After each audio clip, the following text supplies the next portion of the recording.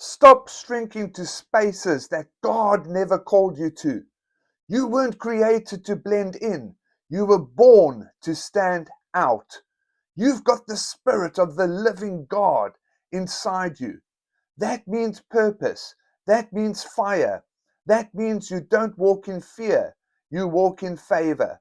Ephesians 2:10 says, "You are his masterpiece, created to do good works." You are not an accident.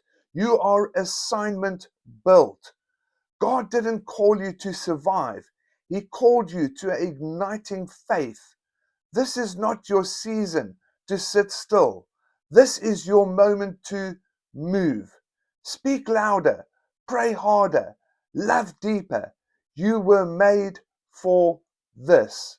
Follow if you're done playing small, and if you're ready to live like you've got heaven's assignment on your life.